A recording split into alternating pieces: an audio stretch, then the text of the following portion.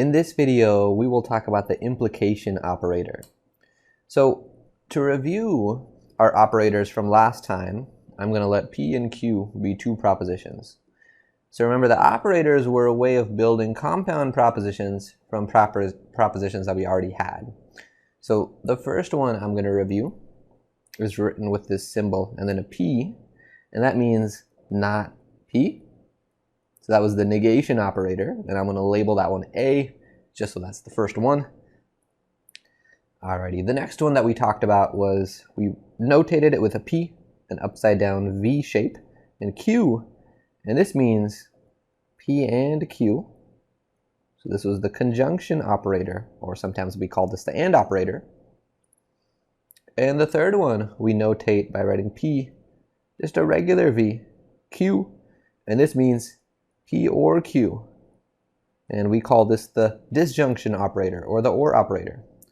So in this video, we're going to define a fourth operator, and we'll use this for propositions that have the form if P, then Q. So for if-then statements. And this is a proposition called the implication. The implication of P and Q. And it's denoted P, and then we draw an arrow to Q. And sometimes we say this as P implies Q. So if P happens, that implies that Q happens. So an implication has another word that we use to refer to it. This is also called a conditional. Also called a conditional. So next, I want to look at an example of an if-then statement to investigate, well, when is it going to be false? When is it violated? So the statement is, if it is Wednesday,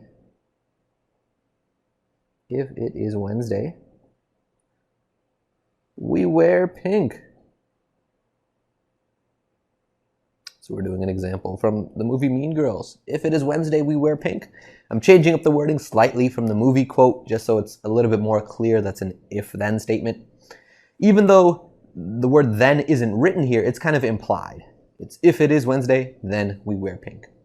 So I want to think about when this is violated, but before I do, I can see that the it is Wednesday portion, this is P, and the we wear pink, that is Q. That is the conclusion of this if-then statement. So now let's think about when this is violated. It turns out this is only violated when,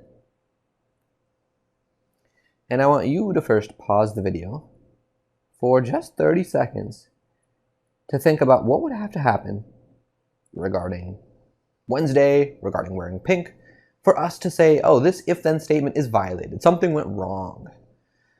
Okay, 4, 3, 2, 1, pause it and think about what would have to happen for this to be violated, this conditional statement. Alrighty, so hopefully you did that. Hopefully you paused it and thought about what would violate this statement. So this is violated when it is Wednesday and we don't wear pink. And we don't wear pink. So if it is Wednesday, if that's happening, that means P, that portion of the proposition, is true. But if we don't wear pink, that would mean that the Q portion is false. So I'll say Q equals F for false. So I'm going to use that to form a truth table. So P, Q, let's put a double vertical line, and then I'll put P implies Q on the other side. So as we've seen before, we alternate true, false for Q. And then for P, we alternate a double true and then a double false. So we have seen through this example that the only way P implies Q is going to be violated, in other words, going to be false, is when P is true, but the conclusion doesn't happen. So when the conclusion Q is false, so here it's going to be false.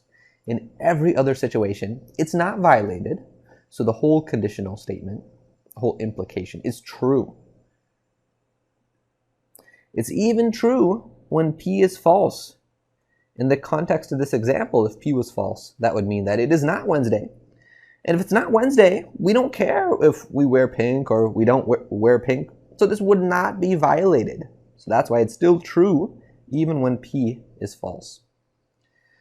Alrighty, so there are a few common other ways that we can express P implies Q in words besides just saying if P then Q.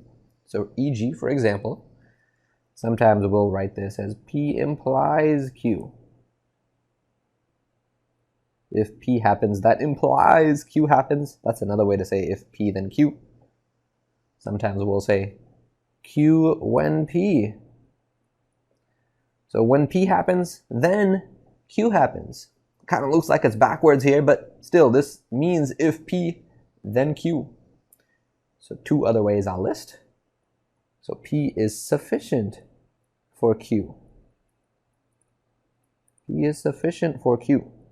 So if P happens, that is sufficient to guarantee that then Q happens. And then one fourth one, which is Q is necessary for P to happen. So this is saying that Q needs to happen for P to be able to happen. So intuitively, this one's a little bit weird. It's a little bit tougher, I think, to wrap our heads around. So I'm going to explain it a little bit. Intuitively,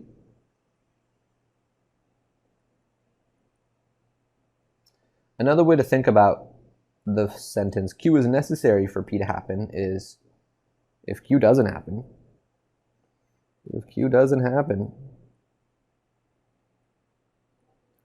then P doesn't happen either. And it turns out that that's equivalent to saying if P happens, then Q happens. And we'll look at a Venn diagram next to hopefully clarify why that is. All right, so let's form a Venn diagram for P implies Q. So Venn diagram for if P then Q. Okay, so I'm going to start off by drawing a circle to represent P. Even though P isn't set here, I'm still going to represent it visually with this Venn diagram, and I'll get into how we'll do this. But so P implies Q is the statement. I can think about this as if we are in P, then we are in Q. That's one way to think about if P then Q. So visually, the way I would have to draw the circle for Q is I would have to make it a bigger circle that contains P inside of it. Because if the picture is like this, if we're in P, in other words, if I'm in this region, then we're definitely in Q's circle. So this statement, if P then Q, can be represented visually with this diagram.